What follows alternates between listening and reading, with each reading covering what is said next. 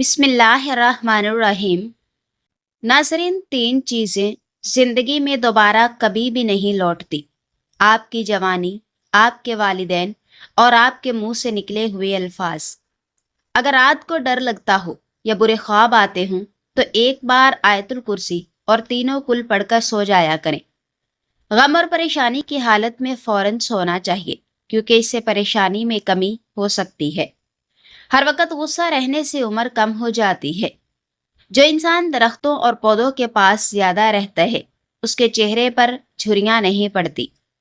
انسان جب اندر سے صاف اور مخلص ہوتا ہے تو اس کے چہرے کا اطمینان خود بولنے لگتا ہے۔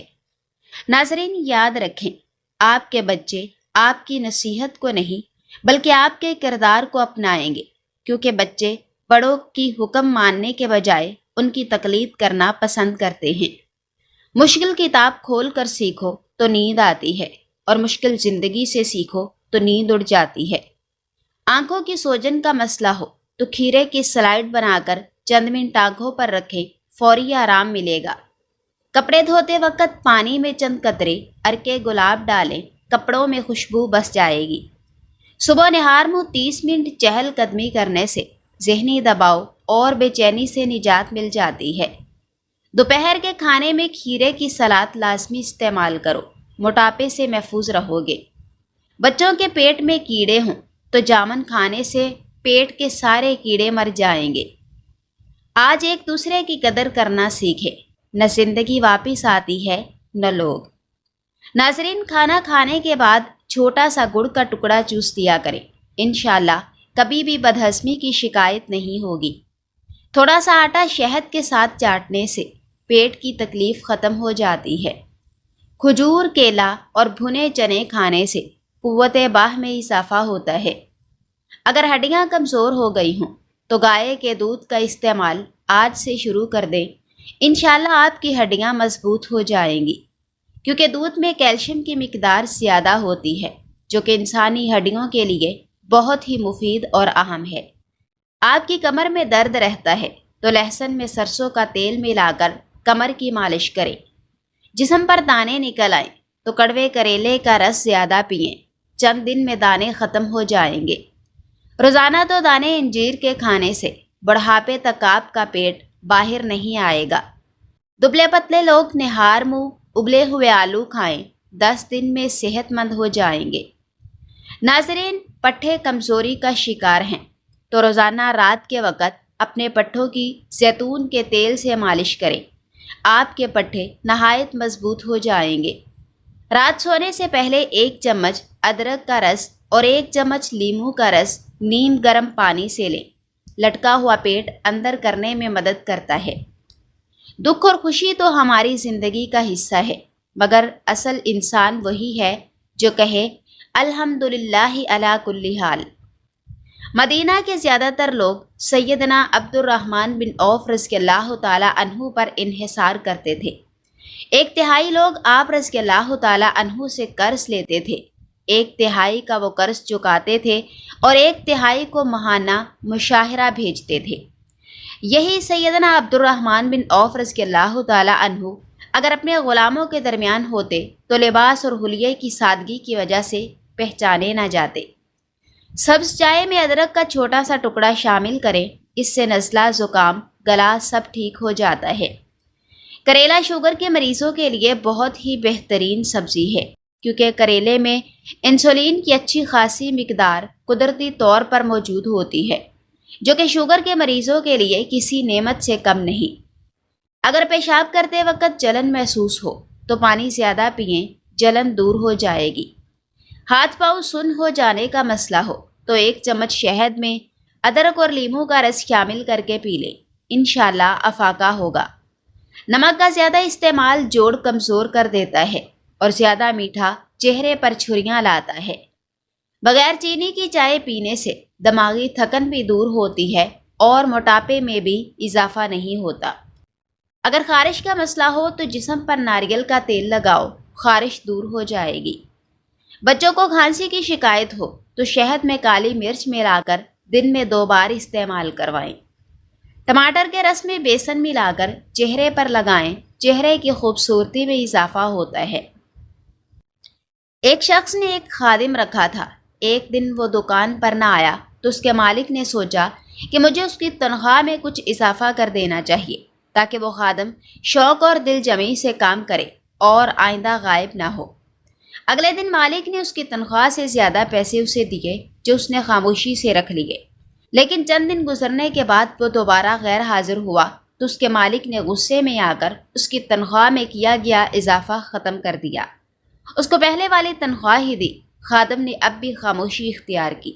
مالک نے کہا، جب میں نے اضافہ کیا تو تم خاموش رہے اور جب کمی کی تو پھر بھی تم خاموش ہو، کیوں؟ خادم نے جواب دیا، جب میں پہلے دن غیر حاضر تھا تو اس کی وجہ بچے کی پیدائش تھی، اور آپ کی طرف سے تنخواہ میں اضافے کو میں وہ رزق خیال کیا اور وہ اپنے ساتھ لے کر آیا۔ جب میں دوسری مرتبہ غیر حاضر تھا تو اس کی وجہ میری ماں کی وفات تھی، اور آپ کی طرف سے تنخواہ میں کمی کو میں نے وہ رزق خیال کیا جو ماں اپنے ساتھ واپس لے گئی۔ پھر میں اس رزق کی خاطر کیوں پریشان ہوں جس کا ذمہ خود اللہ نے اٹھایا ہوا ہے۔ ناظرین، تلسی کے پتے پانی میں ابال کر سر دھونے سے سر میں درد ختم ہو جائے گا۔ سال میں ایک بار لکڑی کی بنی ہوئی اشیاء کی صفائی نمکین پانی کے ساتھ کریں۔ نہار منہ املی کا شربت پینے سے موٹی عورت جلدی دبلی پتلی ہو جائے گی۔ اگر ناخنوں کی میل اتارنی ہے تو لیموں کا پانی نکال کر اس میں آدھا چمچ سوڈا ڈالیں اور ہاتھ دھو ڈالیں۔ پیشاب اگر ہلکے پیلے رنگ کا آتا ہے تو اس کا مطلب ہے کہ آپ اندرونی طور پر فٹ ہیں۔ کھانے کے بعد اگر آپ کو نیند آنے لگتی ہے تو آپ کو ذہنی طور پر آرام و سکون کی ضرورت ہے۔ ناظرین، سفید رنگ کا کپڑا پہن کر شہد اتارنے سے کبھی شہد کی مکھی ڈنگ نہیں مارے گی۔ صحت کی قدر وہی انسان کرتا ہے جو بیماری سے گزرا ہو، کیونکہ اس نے سیکھا ہوتا ہے کہ صحت کتنا بڑا نعمت ہے۔ خاموش رہنا بعض اوقات سب سے اونچی آواز بن جاتا ہے، خاص طور پر جب آپ کا ظرف بول رہا ہو۔ ماہواری آنے میں پرابلم ہو تو کیکر کی گوند اتار کر دودھ کے ساتھ پی لیں۔ جو میاں بیوی جڑواں بچے پیدا کرنے کی خواہاں ہیں وہ کیلے کا ملک شیک زیادہ پیا کریں۔ ناظرین، ایک چھوٹی سی چیز جس میں اللہ تعالیٰ نے بے شمار فائدے رکھے ہیں، ہم اپنی روزمرہ زندگی میں اسے بہت زیادہ استعمال کرتے ہیں۔ کبھی کھانے کے بعد چٹکی بھر سونف منہ میں ڈال لی۔ ابلتے ہوئے پانی میں تھوڑی سی سونف ڈال لی جائے تو وہ بچوں اور بڑوں دونوں ہی کے لیے بہت مفید ہوتی ہے۔ سونف کا عموماً استعمال معدے کو بھی ٹھیک رکھتا ہے اور نظام انہضام کو قوی بناتا ہے۔ لیکن جو ترکیب میں آج آپ کے ساتھ شیئر کرنے جا رہی ہوں وہ ہے سونف اور لیموں کی پھکی۔ اس کو بنانے کا طریقہ درج ذیل ہے۔ ایک پاؤ تازہ لیموں لے کر اس کا رس ایک کھلی پلیٹ میں نکال لیں۔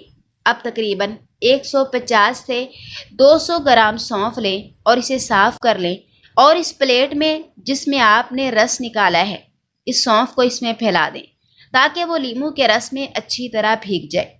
اس پلیٹ کو ایسی جگہ رکھیں جہاں مکھیاں اس پر نہ بیٹھیں اور اسے خشک ہونے دیں۔ خیال رہے کہ اسے دھوپ میں نہ رکھیں۔ جب یہ اچھی طرح خشک ہو جائے اور ایک پورا دن بھی لگ سکتا ہے تو اسے گرائنڈر میں اچھی طرح پیس کر چورن بنا لیں اور کسی صاف ڈبے میں رکھ لیں۔ لیجیے جناب، نسخہ تو تیار ہو گیا، لیکن اس کے فائدے کیا ہیں؟ اس کے فائدے ملاحظہ کریں۔ اگر کھانا کھانے کے بعد سینے میں جلن ہو رہی ہو یا معدہ اپسٹ ہو رہا ہو تو اس کا 1 چمچ کھائیں اور انشاءاللہ کچھ ہی دیر میں افاقہ ہوگا۔ اگر غلطی سے زیادہ کھا لیا اور بدہضمی ہو رہی ہے تو اسے استعمال کریں، انشاءاللہ افاقہ ہوگا۔ چلتے پھرتے اس کا 1 چمچ منہ میں ڈالنے سے انشاءاللہ کوئی سائیڈ افیکٹ نہیں ہوگا، اور مسلسل استعمال کرنے سے منہ کی بو بھی ختم ہوگی۔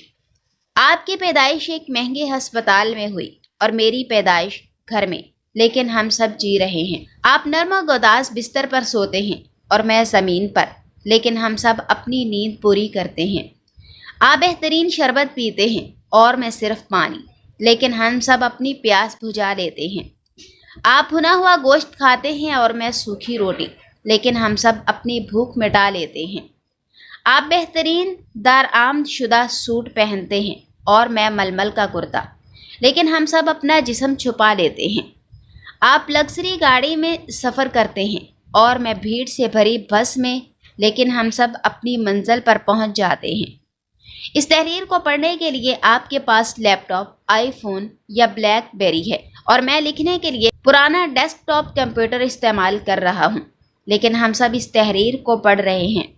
میں خود کو کیوں کمتر محسوس کروں؟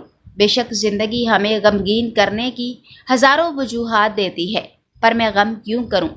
میں جانتی ہوں کہ میرا اللہ میرے ساتھ ہے، تو بس اپنے رب کا شکر ادا کیجیے اور آگے بڑھتے جائیے، اس یقین کے ساتھ آپ تنہا نہیں ہیں، بلکہ زندگی کے ہر موڑ پر مشکل سے نکالنے اور نئی راہ دکھانے کے لیے اللہ رب العالمین آپ کے ساتھ ہے۔ اگر آپ اس وقت اس وجہ سے پریشان ہیں کہ آپ کے پاس کوئی جاب نہیں ہے، آپ کی اولاد نہیں ہے، یا آپ کے بیٹے نہیں ہیں، یا آپ کے پاس مال نہیں ہے، یا آپ کے پاس سر چھپانے کے لیے چھت نہیں ہے، شادی نہیں ہو رہی، اچھا رشتہ نہیں مل پا رہا، آپ کا کوئی نقصان ہو گیا ہے، آپ کہیں پر فیل ہو گئے ہیں، کچھ بھی ہو گیا ہے، تو یاد رکھیں اللہ کا فرمان ہے فَإِنَّ مَعَ الْعُسْرِ يُسْرًا، إِنَّ مَعَ الْعُسْرِ يُسْرًا۔ ترجمہ: بس بے شک ہر مشکل کے ساتھ آسانی ہے، بے شک ہر مشکل کے ساتھ آسانی ہے، تو اللہ آسانی دے گا، بس آپ کو ہمت کرنی ہے۔ وہ جو رب ہے جو رات کے بعد دن کو لاتا ہے، وہ آپ کے حالات بھی بہتر کرے گا۔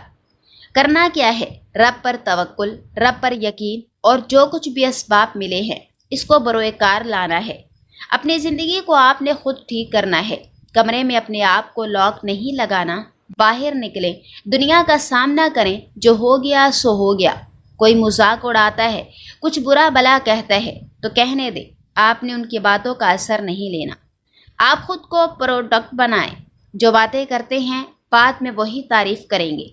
کئی لوگ ایسے ہیں کہ جب وہ ٹوٹتے ہیں تو بہت بری طرح سے ٹوٹتے ہیں، لیکن جب وہ اپنے آپ کو سمیٹ لیتے ہیں تو وہ دنیا پر چھا جاتے ہیں اور دنیا کو فتح کر لیتے ہیں۔ تو آپ بھی ان میں سے ہونے چاہیے۔ جو لوگ جینا چاہتے ہیں تو پھر اللہ ان کے لیے راستے بھی نکالتا ہے۔ کوئی ایسا گناہ جسے کرنے کے لیے آپ کا بہت دل کر رہا ہو، کبھی اس سے اپنے آپ کو بچا کے دیکھو، آپ کی ذات میں ایک خوشگوار تبدیلی آئے گی اور بہت سکون ملے گا۔ یا پھر جب کبھی کچھ بے چینی محسوس ہو، دل کسی کام میں نہ لگ رہا ہو، تو سب خیالات کو ایک طرف رکھ کر وضو کریں، اللہ رب العزت کے حضور پوری توجہ سے اور پورے خشوع و خضوع کے ساتھ اس کی عبادت کریں، اپنے گناہوں کی معافی مانگیں، ایک عجیب قسم کی راحت ملے گی۔